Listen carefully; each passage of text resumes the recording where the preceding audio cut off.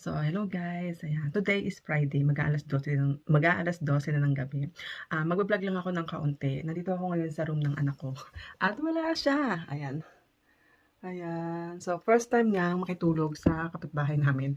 So, halos kasing edad niya lang yun. Actually, tinatanong na siya ng ilang beses. Pero naghihintay lang kami ng right timing. So, ngayon kasi maganda naman yung panahon. Ayan.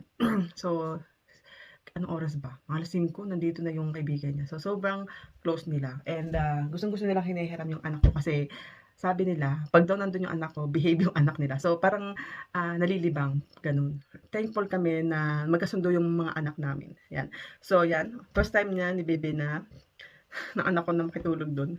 Sana hindi siya magkalat o yung maihis. Nag-stop siya ng diaper kasi matagal na. Nung summer, nag-stop siya ng daytime. Tapos, nung January lang na to, 2024, nung summer last year, nag-stop siya ng diaper ng daytime. So, nighttime na lang namin siya sinusuotan. Tapos, totally nighttime, last January, namin siya in-stop ng diaper. So, wala namang masyadong accident. Bilang siguro 3 lang mula nung January, nagkaroon siya ng accident. Kaya sinasanay namin na umihi ka na bago ka matulog or pupunta naman siya sa toilet. Malapit lang kasi. Ito yung bedroom. Diyan lang sa kabila yung toilet. Kaya, yun ang gusto kong istala tong bahay na to. So, ngayon, mag-haul lang ako ng kaunti, guys. Ayan. So, saan naman kami galing? Last week, galing kami ng Trondheim. Kasi sinamahan ko yung asawa ko sa clinic. May check-up siya. Alam niyo na, pag tumatanda, dumarating na yung mga check-up na yan. Ayan, kailangan, ang tawag dito, alagaan natin sarili natin, guys. Diba? Pag patanda na. So, namili na rin kami ng gagamitin namin. Lalo na si Bebe. Kailangan niya kasi ng summer outdoor clothes. So, yun. Medyo So, asawa ko, pinasukat ko na sa kanya ito kaya meron ko. Binilan ko siya ng bagong pants. So, dati, 999 to. Almost 1,000. Tapos, 599 yung tingin ko. So, pero, nabili ko siya ng 299. So, 300. Ayan. So, ganitong pants yung type ng asawa ko, guys. May 6 packet. Nabagay naman sa kanya. Actually, hindi mahilig yung asawa ko sa damit. Kaya, ako yung namimili sa kanya kung ano yung bagay sa kanya, ganyan.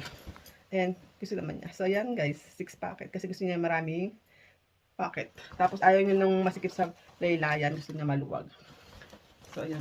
So, pag nag-sale yung isa, pag nakabalik kami ng doon, i-check ko yung isa pang ganyan na style. Tela lang kasi pinagkaibi nila sa Dickies yan.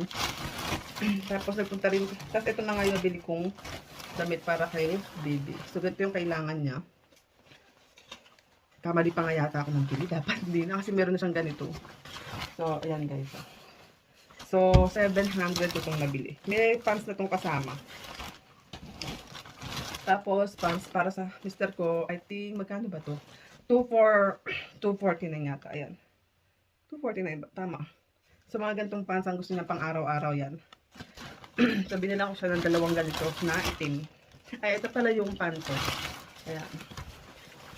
Ayan guys, yung pants na itong outdoor clothes ng anak ko. Sana magustuhan niya to. Diba? So, pasukat ko sa kanya ito guys. And then, tapos, genser. Ayun, jacket ba? Ayan. Sa Sparko naman to nabili kasi doon kami napunta. Ayan guys. Ito bagay ito sa asawa ko. Simple lang. Ayaw niya kasi na may mga markup, may mga number or may mga design. Gusto niya plain lang. So, yun ang nagustuhan ko sa asawa ko. Simple lang. Sa damit. Pero sa sasakyan siya bumabawi. Yung magandang sasakyan ng type niya. So, magastos din yan. Ayan. So, ito guys. Yung natipluhan niyang jacket. Na ako yung pumili para sa kanya. So, hindi na kami masyadong nabili kasi halos lahat, marami naman na kaming bagay dito. Nagbabawas nga ako. And then, madalas damit na lang pagkain ang nabibili ko. Pero mahal pa rin ha. Diba? So, ano na lang naman yung tatapusin namin. May pinag-iipunan ako yung floor namin dito sa bahay. Yun na lang naman. Tapos, asphalt. Yan, sa labas. Gusto namin ipa-asphalt yung labas. Pag nagka-budget na kasi may pagkamahal yun. Ayan. Yung para mas maayos tingnan dun sa labas.